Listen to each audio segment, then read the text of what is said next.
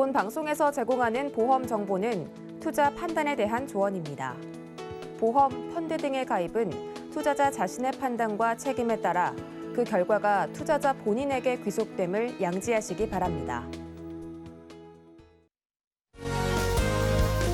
시청자 여러분 안녕하세요. 알기 쉬운 보험 정보로 여러분들의 인생 설계 함께하고 있는 인생설계 원픽 진행의 김혜연입니다. 나이가 들면서 키가 자연스럽게 줄어든다는 이야기 저희 많이들 들어보셨죠? 실제로 신체 검사를 통해서 어렸을 적보다 키가 2-3cm 줄었다라고 대수롭지 않게 이야기하는 경우도 많은데요.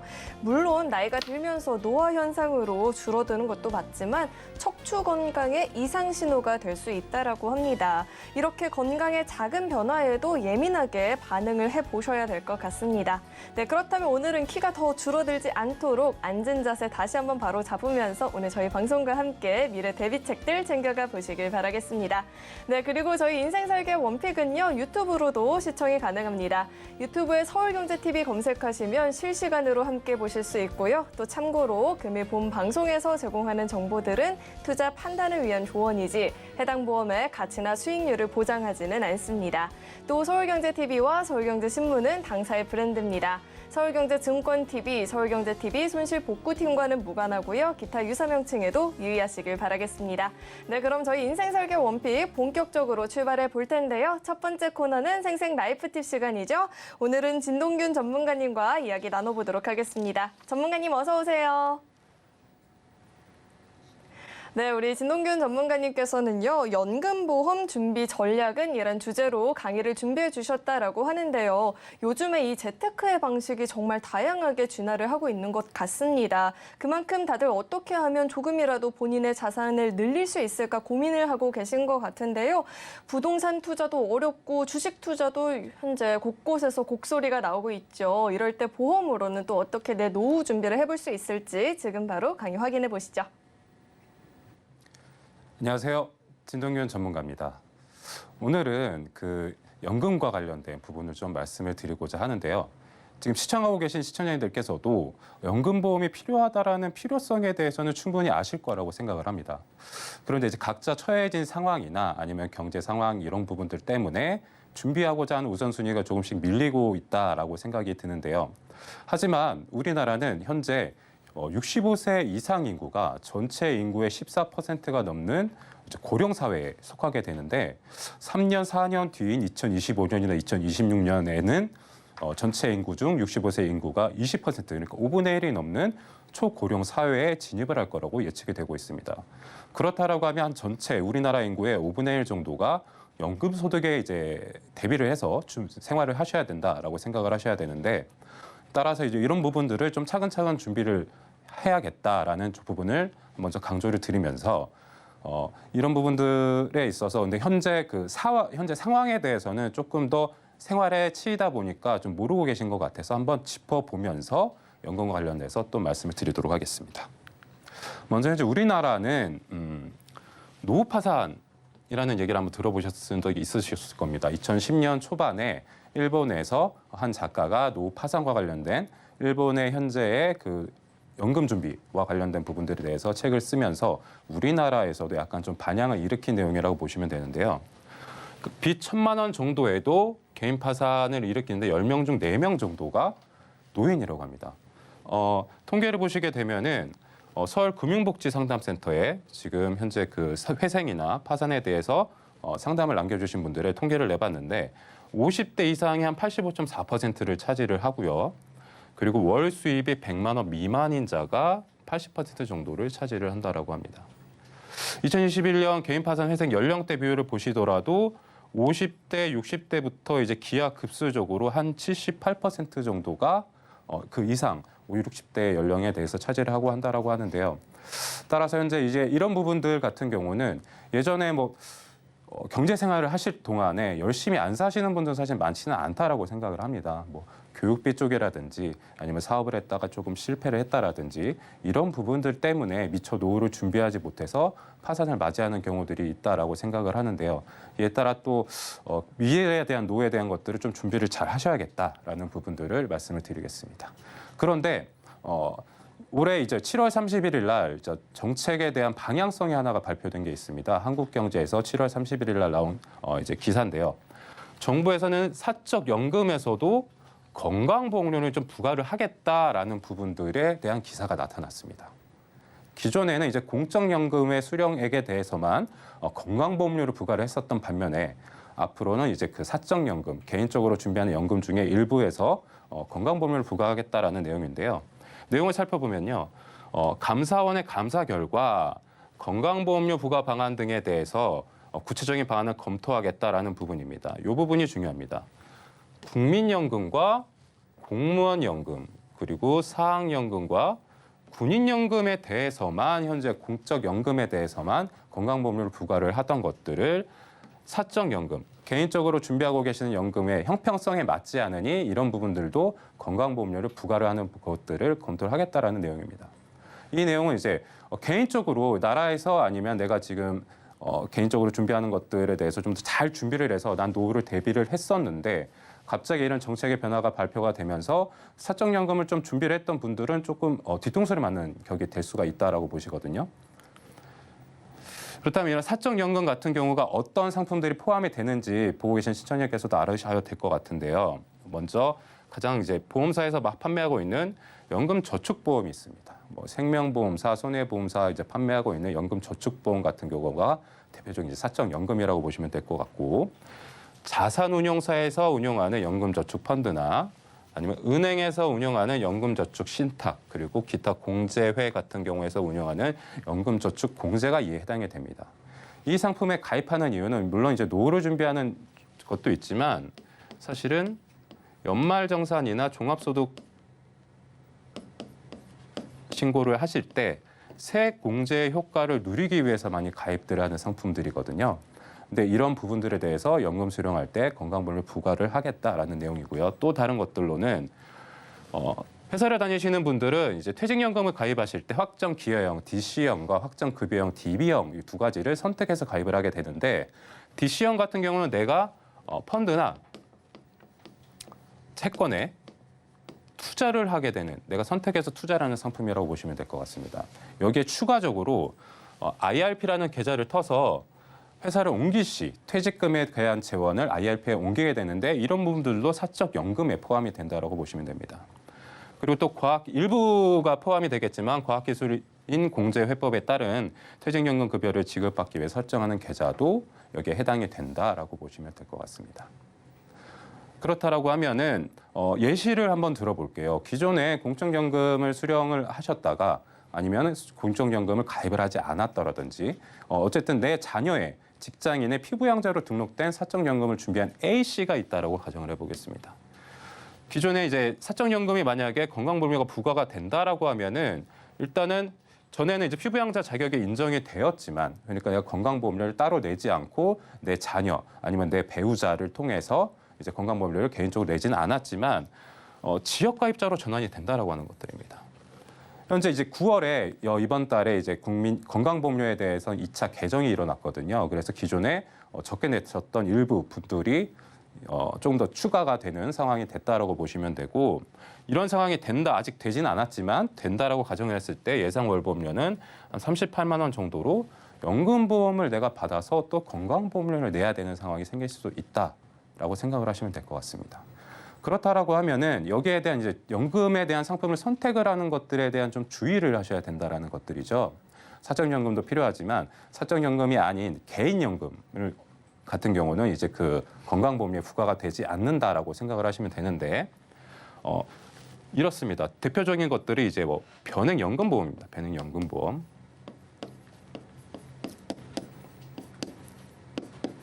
변액연금보험은 비과세 상품으로서 이제 사적연금에 포함이 되지 않는 연금이라고 보시면 될 것 같고요. 그리고 그냥 연금보험이 있습니다. 은행의 적금처럼 공시 이율에 불이 돼서 나중에 이제 연금을 받는 상품이라고 보시면 되는데, 여기에 헷갈리시지 말으셔야 됩니다. 저축자가 들어가는 상품이라고 하면은 사적연금이라고 보시면 되고, 저축에 들어가지 않는다라고 하면은 그냥 개인연금이라고 생각을 하시면 될 것 같습니다. 이러한 연금 같은 경우에 비과세 요건을 보시게 되면은 개인당 일시납 같은 경우는 1억 원 한도 내에서는 과세를 하지 않겠다는 내용입니다. 이자 소득세 15.4%를 떼지 않겠다라는 부분들이고요. 물론 이제 좀 자산가들이나 어느 정도 좀 현금이 갖고 계신 분들은 은퇴 시점에 이런 부분들을 생각을 하실 수도 있지만 대부분은 사실은 적립형을 선택을 하시거든요.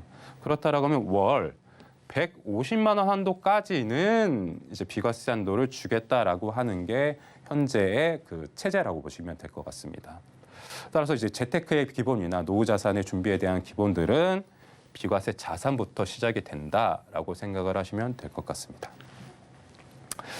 변액보험 같은 경우는 아까 이제 앞서 설명드렸던 것처럼 연말정산 시에 이제 세액공제는 안 되는 상품이지만 연금소득세를 떼지 않고 비과세 상품이다라고 생각을 하시면 되고 건강보험료 산정에도 들어가지 않고 금융소득 종합과세에도 포함이 되지 않는 부분이다라고 하면 생각하시면 되는데 변액보험을 이제 비슷한 성격의 이제 주식이나 아니면 ETF 등과 같이 투자 상품에 이제 그 비교해서 좀 설명을 드려볼까 하는데요. 일단은 매매 차익, 국내 주식, 국내 펀드, 국내 상장 같은 국내와 같은 경우는 전부 비과세 요건을 맞추어 주게 되지만 해외에 투자되는 주식이나 펀드나 ETF 같은 경우는 양도소득세나 아니면 배당 수익에 대한 과세가 된다라고 보시면 될 것 같습니다. 하지만 변액보험 같은 경우는 비과세가 된다. 물론 이제 요건은 충족하셔야 됩니다. 배당 수익에 대한 부분들도 이제 국내 주식 같은 경우는 15.4%에 대한 배당 수익에 대한 세금을 떼게 되는 것들이고 외국도 마찬가지다. 하지만 변액보험은 비과세 상품이다라고 생각을 하시면 될 것 같습니다. 오늘 말씀드리는 이제 중요한 내용이죠. 건강보험료에 대한 산정소득에 대해서 국내 주식은 배당 수익과 관련돼서는 또 합산을 하겠다. 금융종합과세에 2천만 원이 넘어가는데 내가 배당 소득이 있다라고 하면은 거기에 대한 것들에 대해서 과세를 하겠다라는 부분입니다.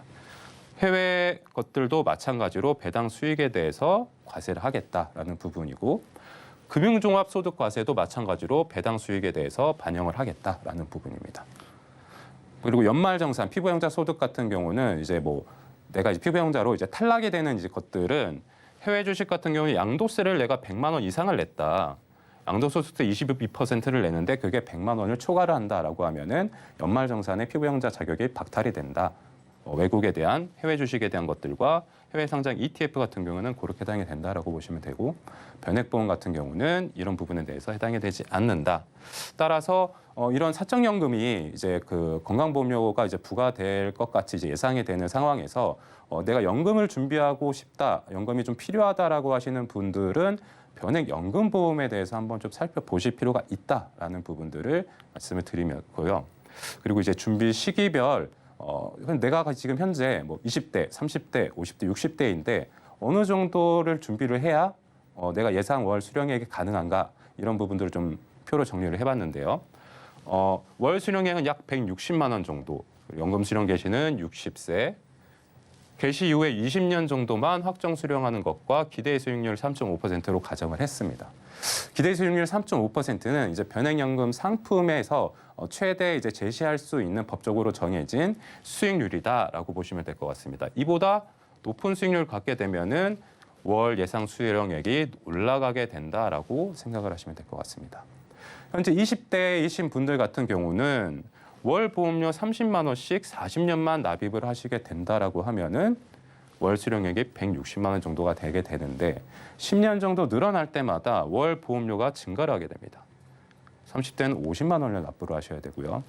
현재 40대 같은 경우는 돈이 많이 들어갈 때잖아요. 아이들 교육 자금이나 기타 이제 뭐 주택과 관련된 자금들이 많이 들어가야 되는 상황인데 월 보험료가 90만 원 정도를 납입을 하셔야지만 예상 월 수령액이 160만 원이 된다라고 보시면 되고 50대 많이 좀 늦으셨죠. 늦으셨음에도 준비를 해야겠다라고 생각하시는 분들은 월 220만 원을 납입을 하셔야지만 60세 시점에 한 160만 원 정도가 수령이 가능하다라고 보시면 될 것 같습니다.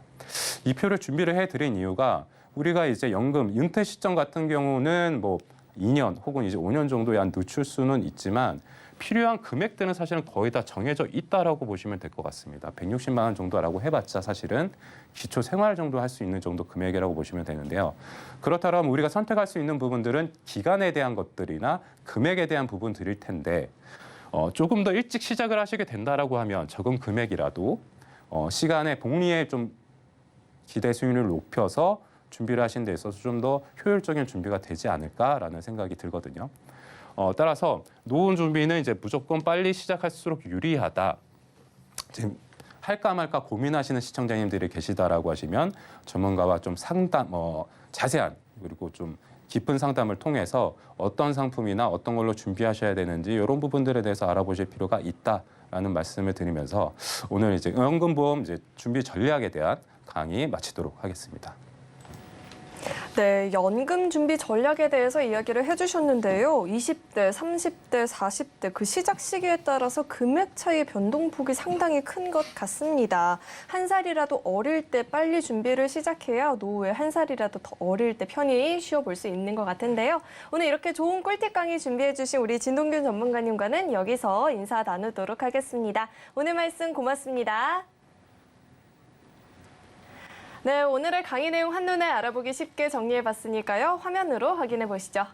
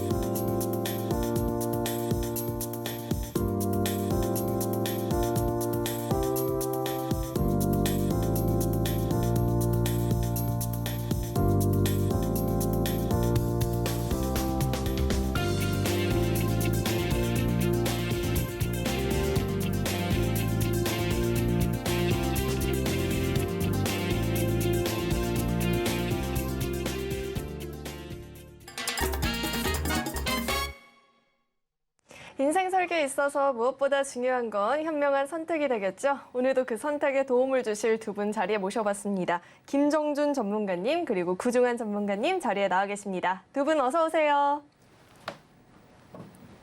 네, 오늘은 또 어떤 주제로 이야기 나눠보면 좋을지 첫 번째 주제부터 화면으로 확인해 보시죠.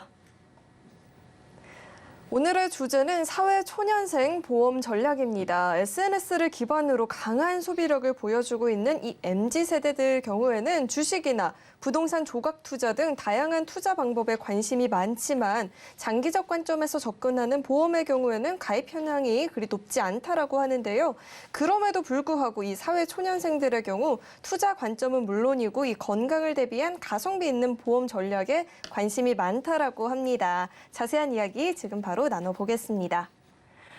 네, 젊은 층을 타겟으로 보험사들이 미니 보험을 출시할 만큼 이 젊은 층 사람들의 마음을 잡기 위해서 노력을 많이 하고 있다라는 이야기는 전에 들었는데요. 이런 상황에서 우리 젊은 층들은 또 어떤 행동을 취해야 할지 궁금합니다. 주제를 선택해 주신 이유부터 짚어주시죠. 네, 오늘 주제를 선택한 이유는 우리나라의 국민들의 개인 보험 가입률은 80% 정도가 된다고 합니다. 하지만 실제로는 실손 의료비조차도 가입하지 않은 분들이 대다수이고요. 또는 모든 보험을 여러 개를 가입하고 보험료도 많이 납입을 하고 있지만 실질적으로 내가 보상받을 수 있는 담보들이 많이 없다라는 게 문제입니다. 그리고 모든 마찬가지겠지만 무조건 보험도 기초가 굉장히 중요한데 특히 사회생활을 이제 막 시작하시는 분들이라면 특히 처음부터 돈을 모으고 지키는 것에 굉장히 관심이 많습니다. 그래서 이 주제를 오늘 선택하게 되었습니다. 요즘은 사실 이 보험료를 부담하는 것조차도 좀 어렵다 하시는 분들도 많이 계실 것 같은데요. 그럴수록 기초가 탄탄해야 될 것 같아요. 우선 구체적으로 어떤 사례를 만나보셨을까요? 네, 오늘은 26세 여성분이셨는데요. 취업을 하고 이제 돈을 모으고 싶다고 하여서 인터넷에 재무상담이라는 키워드로 검색을 한 후에 재무상담사를 만나서 상담을 받으셨다는 시청자님이십니다. 그런데 돈을 모으는 것도 중요하지만 지키는 것도 굉장히 중요하다고 많이 말씀을 해주셨다고 해요. 그래서 그동안 아픈 적도 없고 딱히 보험에 대한 필요성을 못 느끼고 있는 상황이어서 보험이 하나도 준비되어 있지 않은 상황이었고요. 그런데 얘기를 듣다 보니 보험의 중요성에 대해서 조금은 관심을 갖게 되었고 그래서 제안을 받아 보았더니 조금 비싸기도 하고 내가 실질적으로 인터넷으로 많이 확인을 해보고 알아봤더니 이거보다 좀 더 저렴하고 좋은 보험이 있는 것 같아서 이렇게 시청자님께서 신청을 남겨주셨습니다. 네, 그렇다면 구체적으로 어떤 보험에 가입을 하고 있었을까요? 네, 실질적으로 자세한 내용을 한번 보면요. 이 분께서 권유받은 보험은요. A생명보험사의 일반 사망보장금 5천만 원, 거기에 소외감 진단비 600만 원, 그리고 뇌경색 진단금, 허혈성 심장 진단비가 각각 1,000만 원씩 5년 갱신형으로 가입되어 있었고요. 그리고 모든 수술비를 1에서 5종 수술로 차등 지급하는 것도 5년 갱신으로 가입이 되어 있으셨어요. 그래서 보험료는 20년 납 100세 만기 기준으로 18만 2,081원에 대한 것을 제안받으셨고요. 두 번째로 A생명사의 실손의료비 보험에 대해서 1년 갱신 5년 재가입형으로 11,280원에 대해서 제안을 받은 상태셨습니다. 네, 또 다른 보험을 가입한 사례가 있었을까요? 네, 이렇게 제안을 받은 상황에서 저희는 어떤 식으로 안내를 해드렸냐면 실손보험 같은 경우는 A손해보험사의 실손의료비 보험으로 안내를 해드렸습니다. 왜 그러냐? 보험료에 납입하는 금액도 8,220원으로 저렴하였고요. 같은 갱신 기준은 동일하였습니다. 허나 일반적으로 생명보험사의 실손의료비보다 손해보험사의 실손의료비가 하루에 통원으로 받을 수 있는 한도가 좀 더 넓기 때문에 손해보험사의 실손의료비로 안내를 해드렸고요. 두 번째는 비손해보험사의 어린이 종합보험으로 일반암 진단금 5천만 원, 그리고 유사암 진단금 2천만 원, 그리고 후유장애 진단분을 1억 원 5천만 원으로 해서 총 납입보험료는 68,750원을 20년 나의 100세 만기로 안내해 드렸습니다. 그리고 다음으로 H손해보험사의 어린이 보험으로 똑같이 뇌혈관이랑 허혈성 진단비에 대해서 각각 2천만 원, 그리고 뇌혈관 허혈성 수술비에 대해서도 각각 매회 지급으로 2천만 원, 그리고 모든 수술에 대해서 매회 지급 최대 2천만 원까지 차등 지급되는 거로 안내를 해드려서 납입보험료는 62,550원, 20년 나의 100세 만기로 안내를 도와드렸습니다. 기존에 제안받았던 생명보험사의 실손의료비보다 손해보험사가 아까 말씀드렸던 것처럼 보험료도 저렴하고요. 두 번째로 통원 하루 일당이 더 넓기 때문에 그렇게 안내를 해드렸고 진단금 같은 경우는 타사와 가격 차이가 조금 나다 보니 몇 군데 회사를 확인해서 조금 더 저렴한 회사로 안내를 도와드렸습니다. 그리고 수술비 특약 같은 경우는 요즘 잘 보셔야 되는 게 매회 지급이 안 되는 회사도 많이 존재합니다. 그래서 매회 지급되는 회사로 안내를 도와드렸고요. 마지막으로 납입 면제 기능인데 이 시청자분께서는 26살에 아직 젊은 여자분이셨기 때문에 성인보험이 아닌 어떻게 납입 면제 조건이 유사암이랑 뇌혈관 허혈성까지도 포함하는 어린이 보험으로 안내를 도와드렸습니다. 네, 아무래도 26살이다 보니까 이 어린이 보험으로 가성비 좋은 전략을 꾸려주신 것 같아요. 게다가 기존과 대비해서도 보장 내용이 훨씬 더 탄탄해졌다라는 생각이 드는데요. 그렇다면 이분 같은 경우에는 추가적으로 주의사항이 있다면 어떤 게 더 있을까요? 네, 사실 이분뿐만 아니라 이렇게 사회 초년생들 같은 경우는요. 보험을 가입하는 데 있어서 남들이 하는 대로 똑같이 가입하는 거는 정말 안 좋은 방법이라고 생각합니다. 왜? 내 상황에 맞춰서 내 모든 활동에 맞춰서 나에 맞는 정확한 보험을 잘 준비하시는 게 가장 중요하고요. 두 번째로는 당연히 납입하고도 유지하는 것도 당연히 중요합니다. 허나 처음부터 어떤 기준으로 어떻게 잘 준비하느냐가 굉장히 중요한 부분이실 거예요. 그리고 같은 조건의 보험이더라도 여러 군데 회사 를 많이 비교해 보신 후에 조금이나마 더 저렴하고 보장 범위가 넓은 거로 잘 체크를 하시는 게 가장 중요하다고 생각합니다. 같은 조건의 보험이더라도 이 가성비 있는 전략을 충분히 찾을 수 있으니까요. 장기적인 관점에서 이 질병과 자산 증식을 위한 보험 가입 전략을 현명하게 또 세워보시길 바라겠습니다. 그리고 참고로 금일보험 방송에서 제공하고 있는 이 정보들은 투자 판단을 위한 조언이지 해당 보험의 가치나 수익률을 보장하지는 않는다는 점 꼭 참고해 주시길 바라겠고요. 이어서 두 번째 주제도 화면으로 확인해 보시죠. 네, 오늘의 두 번째 주제는 보험 리모델링 해지 대 유지입니다. 보험 리모델링을 한다는 건 분명 기존의 보험이 가지고 있는 문제점을 인식했기 때문이겠죠. 그래서 해지를 해야 할지, 그동안 낸 보험료가 아까운데 유지를 해야 될지 고민하시는 분들이 많이 계실 것 같습니다. 자세한 이야기 나눠보도록 하겠습니다. 저는 문제점을 발견해도 아까워서 해지를 못할 수도 있을 것 같아요. 많은 분들이 공감을 해주실 것 같은데요. 주제를 선택해 주신 이유부터 짚어주시죠. 예, 오늘의 주제를 선택하게 된 이유는 이제 보험 리모델링을 요즘 많은 분들이 하고 계시거든요. 보험 리모델링이라는 정확한 뜻이 있는 건 아니지만 그래도 이제 보험은 상품이다 보니까 기존에 있었던 보험보다 좀 더 나은 혜택을 받을 수 있는 보험으로 수정하거나 변경하시는 경우를 저희가 보험 리모델링이다 이렇게 흔히들 표현을 하는데요. 근데 이제 보험도 금융의 기능을 갖고 있기 때문에 납입한 기간이 오래됐었을 때 내 보험이 좋지 않다는 걸 그때 알았게 된다면 이 보험을 해지해야 되는지 또는 유지를 해야 되는지 이런 것들을 고민하고 계신 분들이 굉장히 많이 계시거든요. 그런데 이제 가입되어 있는 보험이 좋지 않다고 생각은 하시지만 그럼에도 불구하고 해지 완급 금액에 대한 이야기를 들었을 때 선뜻 결정을 못 내리시는 분들에게 오늘의 내용을 알려드려서 이제 조금이라도 손해를 좀 덜 보실 수 있게끔 해드리기 위해 오늘의 주제를 선택을 하게 되었습니다. 네, 보험은 없어도 문제지만 있어도 내가 정말 최선의 방법을 취했는지 고민이 되는 것 같은데요. 구체적으로 어떤 사례가 있었을까요? 예, 오늘 문의를 주셨던 그 시청자님은 40세 여자분이셨는데요. 2011년도에 이제 부모님에게 보험을 가입을 해주셨어요. 어머니께서 보험을 가입을 해주셨다가 이제 피보험자가 이어받아서 몇 년 전부터 이제 납입을 하고 계신 상황이셨는데 이제 지인분이 설계사이셨던 것 같아요. 그래서 내 보험은 어떤지 한번 확인을 해달라고 부탁을 드렸더니 이 보험은 좋지 않으니까 이 보험을 정리하고 새로운 보험을 가입을 하는 게 더 좋을 것 같다라는 이야기를 듣게 되신 거예요. 근데 2011년도면 벌써 납입한 지가 11년, 12년 차가 되고 있기 때문에 납입 기간이 원래 20년 납이셨는데 반 이상을 납입을 하셨거든요. 그러다 보니까 설득 결정을 못 내리시고 이제 문의를 남겨주셨던 그런 사연이었습니다. 네, 그렇다면 구체적으로 어떤 보험에 가입을 하고 있었을까요? 이분은 이제 K생명의 건강종신보험 이제 보험 하나를 가입을 하고 계셨는데요. 이건 이제 생명보험사의 종신보험 특약에다가 암이라든지 뇌라든지 심장, 심지어 실손의료비까지가 다 포함되어 있는 종합보험이셨어요. 가입되어 있는 내용을 좀 보면 주계약, 그러니까 생명보험사는 주계약이라 그래서 사망보험금을 필수담보로 가입을 하셔야 되는데 이 사망보험금을 1억을 가입을 하셨고요. 그다음에 암진단금이 3천만 원, 그리고 소외감, 유사암이라고 불리는 암을 300만 원, 뇌출혈 3천, 급성심근경색 3천만 원, 그리고 종수술, 질병과 상해 종수술을 최대 500만 원까지 받을 수 있는 걸로 가입을 해주셨고요. 이번 일당은 상해 질병을 각각 가입을 하셨는데 3년 갱신 특약으로 가입이 되어 있으셨고 거기에 실손의료비 특약까지 가입이 되어 있으셨습니다. 그래서 주계약과 비갱신형 특약은 20년 납으로 보장기간은 종신토록 보상이 되어 있는 거고요.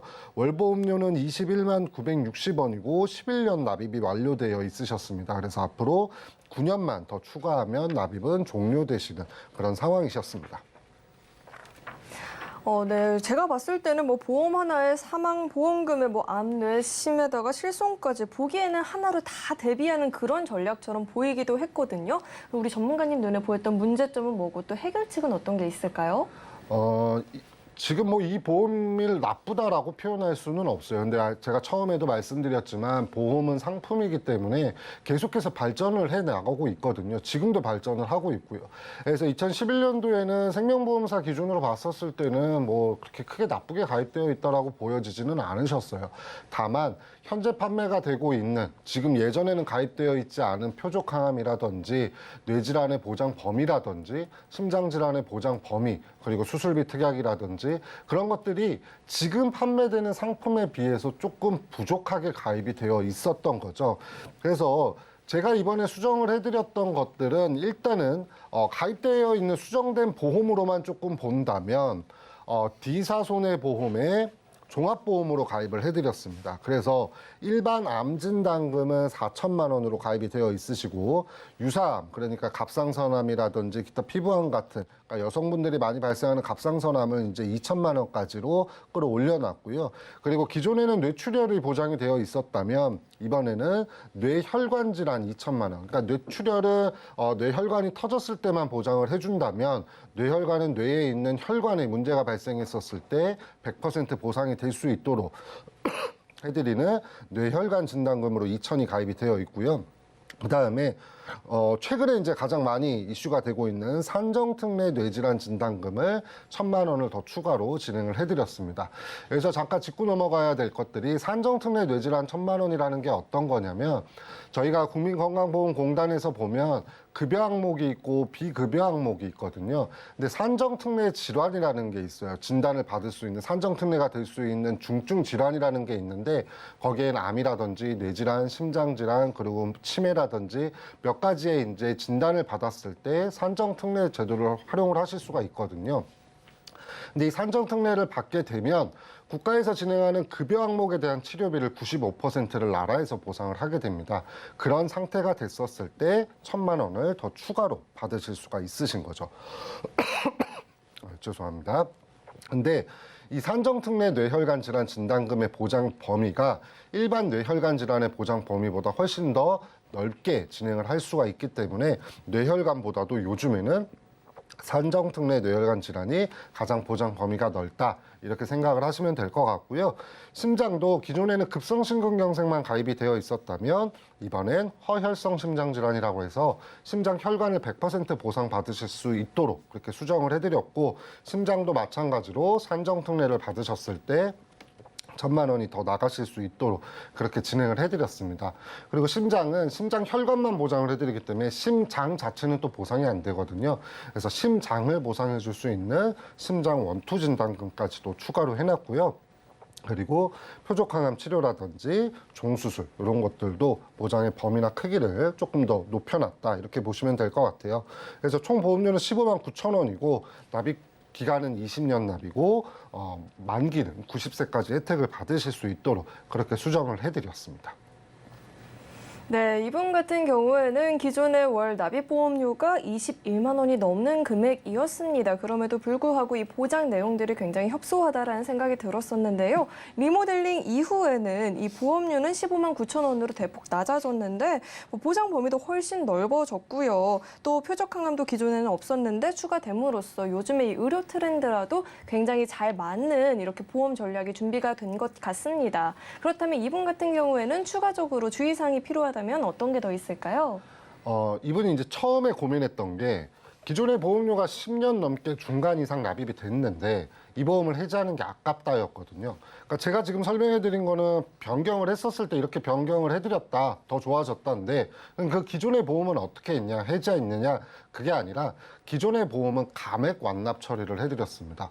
감액 완납이라는 게 어떤 건지를 아셔야 될 텐데요. 제가 생명보험사는 아까 전에 의무적으로 가입해야 되는 특약이 주계약, 그러니까 사망보험금이라고 말씀을 드렸어요. 그래서 감액 완납이라는 건 기존에는 사망보험금 1억이 가입이 되어 있었는데 50% 이상 납입을 하셨거든요, 이분은. 그러다 보니까 사망보험금을 반으로 줄여서, 그러니까 사망보험금을 5천만 원으로 줄여서 납입 자체를 끝내버린 겁니다. 그래서 원래는 사망보험금 1억을 보장받는 보험이었는데 이분은 이제 감액 완납이라는 제도를 통해서 사망보험금을 5천으로 줄이는 대신에 보험료의 납입을 끝내고 나머지 특약은 살릴 수 있도록 그렇게 해서 감액 완납 처리를 해드렸는데요. 주의하셔야 될 점은 이 감액 완납이라는 게 모든 생명보험사의 모든 종신보험에 다 보장받을 수 있고 혜택을 누릴 수 있는 거냐 한다라고 한다면 그렇지는 않습니다. 감액 완납이 가능한 상품이 있고요. 감액 완납이 가능하지 않고 감액만 가능한 상태. 그러니까 완납이 안 돼 버리는 상태죠. 그러니까 내가 예를 들어 아까 20 얼마를 납입하고 있었는데 감액만 되는 상품이라면 사망보험금을 줄여놓고 보험료가 사망보험금이 준 금액만큼 보험료를 반으로 줄일 수는 있지만 완납 처리는 못하는 경우도 있어요. 그리고 상품별로 감액 완납을 할 수는 있지만 감액 완납을 할 수 있는 시기가 또 10년 이상, 뭐 12년 이상 이렇게 설정되어 있는 상태들도 있을 수 있거든요.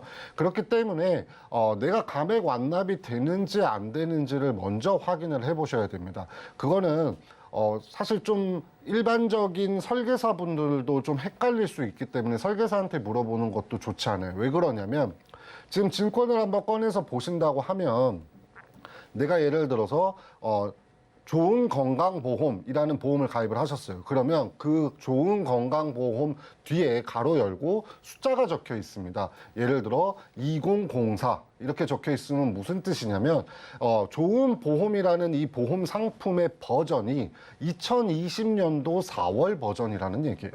근데 똑같은 좋은 건강보험인데 어떤 분은 21년 04로 적혀 있는 분들도 있어요. 그분은 그 다음에 버전이 바뀌어서 21년도 4월 버전의 상품을 유지 중이신 거예요.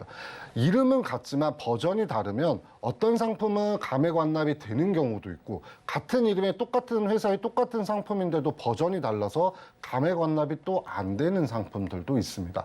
그렇기 때문에 내 보험 상품이 감액 완납이 되는지 감액만 되는지를 확인하기 위해서는 콜센터에 계약자가 직접 꼭 전화를 하셔서 주민번호를 다 확인하신 이후에 내가 가입한 상품이 감액 완납이 되는지 감액 완납이 되면 언제부터 가능한지를 꼭 확인을 해보셔야지만 이렇게 추후에 보험을 새로 가입하시든 아니면 기존 걸 유지하시든 이런 추가적인 내용들을 설정을 하실 수가 있거든요. 그렇기 때문에 꼭 콜센터에 확인해 보시는 거를 저희가 말씀을 드리고 싶습니다. 우리 기존 보험을 리모델링 할 때 문제점을 확실히 인지하고 있는 것도 좋지만 문제 해결을 위해서는 이 필요한 보장들을 꼼꼼하게 확인을 해본 뒤에 기존 보험을 활용할 수 있는 전략이 있다라면 그 전략도 세워둘 필요가 있을 것 같습니다. 그 다음 보장 확대를 위한 전략을 생각해서 가성비 있고 또 현명한 리모델링을 하는 것이 가장 최선의 방법이 될 것 같은데요. 또 참고로 금일보험 방송에서 제공하고 있는 정보들은요, 투자 판단을 위한 조언이지 해당 보험의 가치나 수익률을 보장하지는 않는다는 점 꼭 참고해 주시길 바라겠습니다. 네, 그럼 이어서 검색어 Q&A 시간으로 넘어가 보겠습니다.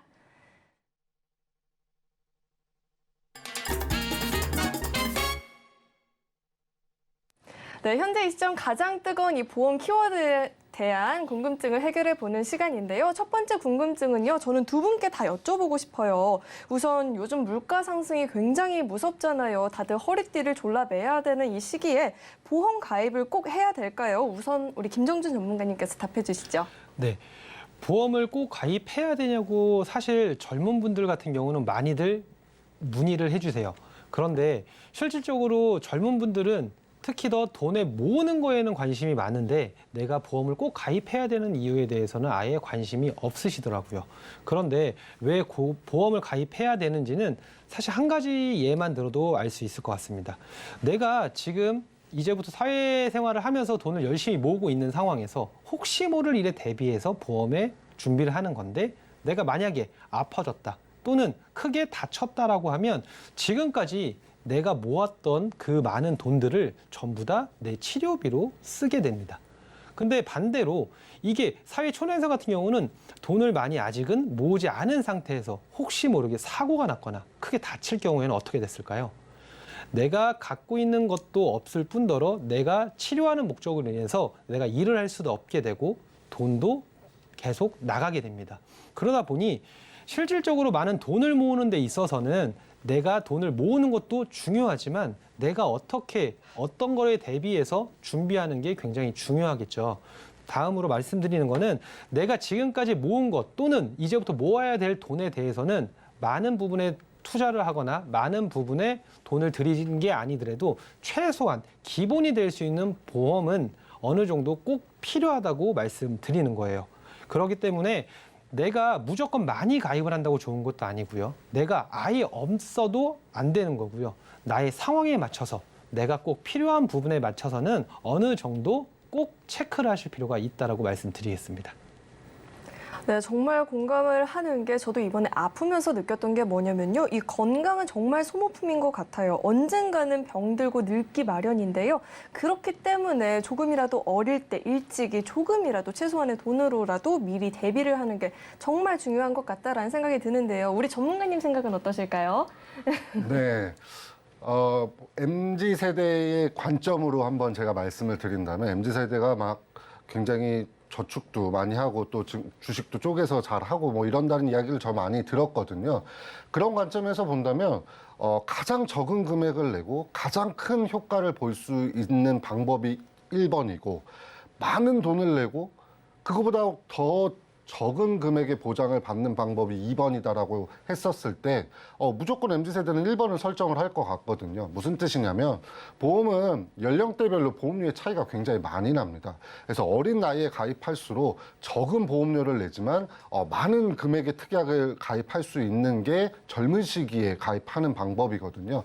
그런 관점으로 본다면 우리 MZ세대, 그러니까 젊은 친구들이 보험에 대한 관심이 없을 수는 있어요. 왜냐면 가장 뭐 건강하고 몸이 좋고 이럴 때다 보니까 내가 아프거나 다쳤을 때를 대비하는 보험에 관심이 좀 덜 할 수 있지만 금융의 관점으로 본다면 가장 적은 금액으로 극대화된 효과를 볼 수 있는 방법이 가장 젊었을 때만 가능한 것들이기 때문에 젊은 시기에 빨리 보험을 준비하는 거를 권해드리고 싶습니다. 우리 젊은 층 사이에서 건강을 위해서 운동을 하는 게 밈처럼 퍼지고 있잖아요. 그런데 이 헬스나 기타 운동들도 매우 중요하지만 이 건강을 위해 보험을 대비하는 것도 하나의 건강 대비가 될 수 있을 것 같습니다. 이어서 다음 궁금증은요. 태아보험에 가입을 할 때 30세 만기가 좋을지 아니면 100세 만기가 좋을지 의견이 각기 다 달라서 모르겠다라고 하시네요. 네, 이게 대부분이 아까도 말씀드린 것처럼 사회 초년생을 겪고 나서 어떻게 이제 부부 생활을 하면서 출산을 하는 과정에서 태아보험을 많이들 준비하시는데요. 이 태아보험들은 많은 부모님들께서 굉장히 많은 고민을 하고 계세요. 그 이유는 가입을 안 하겠다보다는 어떤 걸 선택하는 거에 대해서 굉장히 궁금증이 많으신 이유예요. 왜? 내가 납입하는 보험료에 대해서 30세로 가입을 할 수도 있고 100세로 가입할 수도 있는데요. 이 부분에서 차이는 명확하게 난다고 보시면 됩니다. 내가 지금 당장 납입하는 보험료가 많이 부담이 된다고 해서 30세를 선택하시는 분들도 사실 생각보다 굉장히 많이 계세요. 그런데 보험이란 거는 계속 말씀을 드리지만 혹시 모를 일에 대한 대비입니다. 그런데 아직 뱃속에서 잘 크고 있는 우리 아이에 대한 태아에 대한 보험을 가입하는 거는 혹시 모를 일에서 더욱더 중시하는 부분인데요.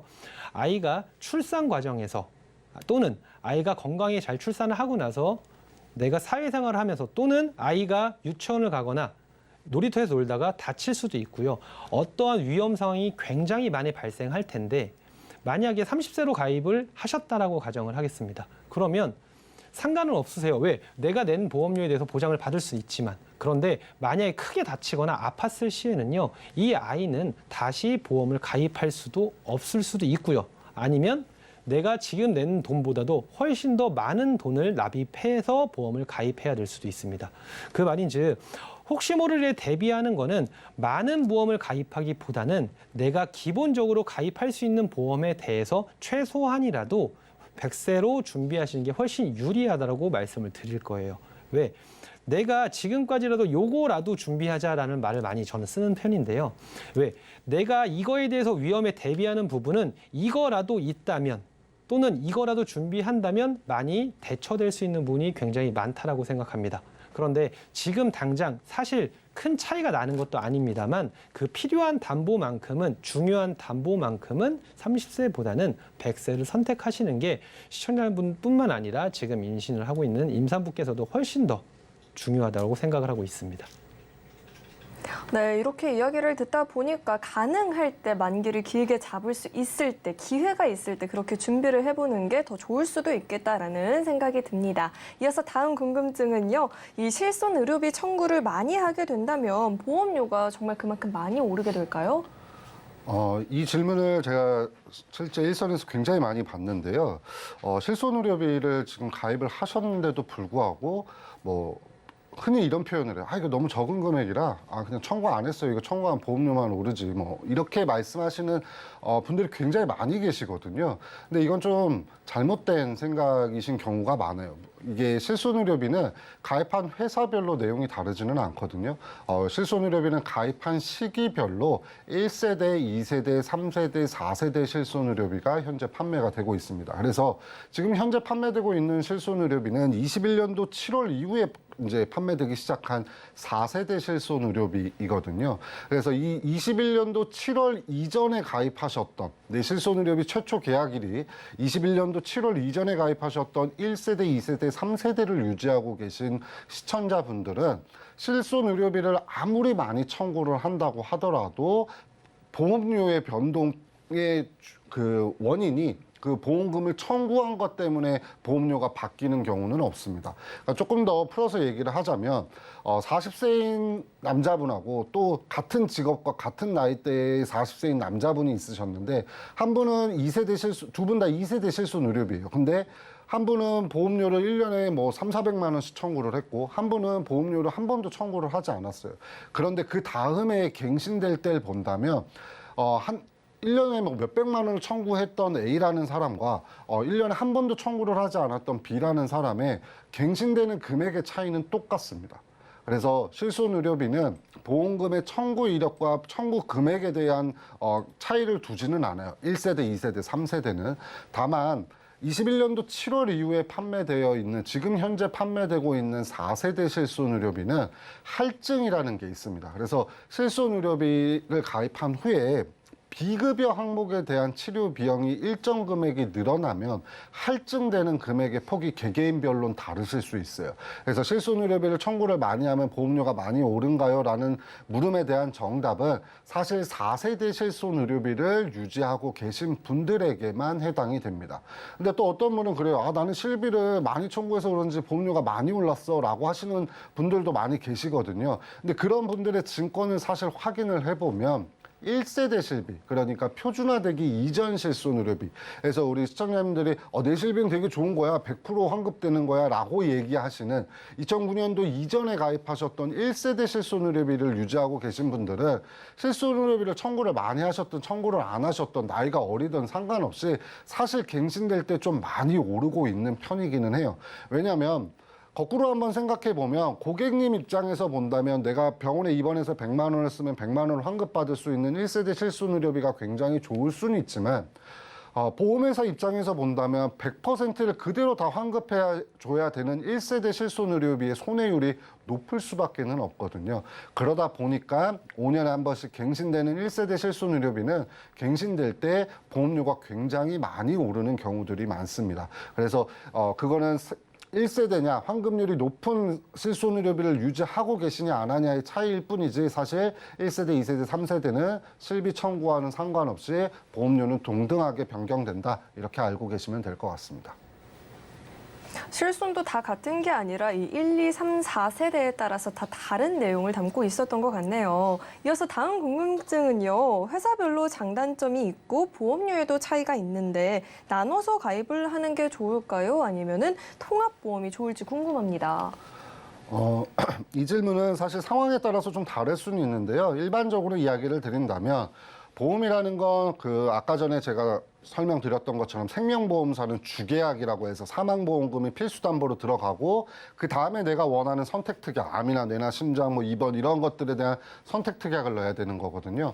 손해보험은 기본계약이라 그래서 질병사망 또는 상해사망을 또 기본적으로 가입을 특약을 넣어야 되고 그 이후에 내가 원하는 선택특약인 암, 뇌, 심을 넣어야 돼요.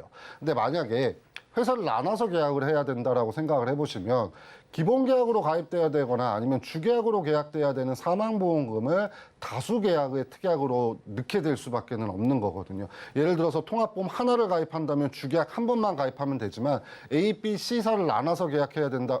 가입을 한다라고 치면 주계약을 A, B, C 다 넣어야 되기 때문에 사망보험금의 보험료 때문에 보험료가 더 커지는 부분들이 있을 수는 있어요. 그런데 제가 이게 왜 또 상황별로 다르다라고 말씀을 드렸냐면 요즘 이제 또 많이 판매되고 있는 게 유병자 보험. 그래서 뭐 325, 335, 355 같은 유병력자 보험 시장이 또 굉장히 많이 활성화가 돼 있고 많은 분들이 유병자 보험에 가입을 하는 경우들이 있거든요.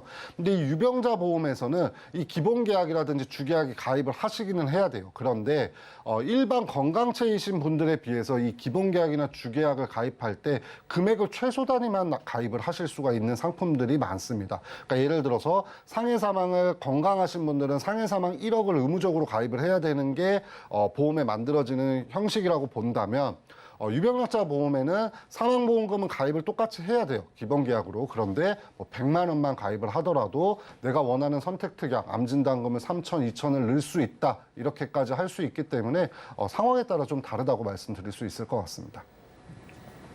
네, 오늘 이렇게 두 분과 함께 인생설계 원픽부터 검색어 Q&A까지 궁금증 해결을 봤는데요. 오늘 도움 주신 두 분과는 여기서 인사 나누도록 하겠습니다. 오늘 말씀 고맙습니다.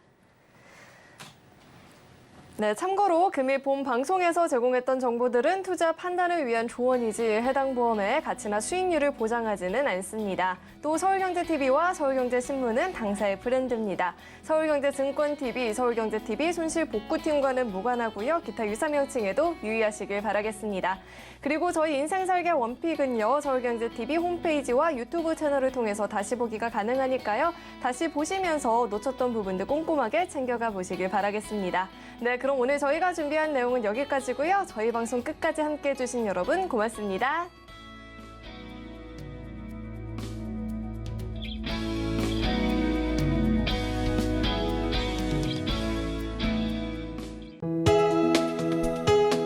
본 방송에서 제공하는 보험 정보는 투자 판단에 대한 조언입니다.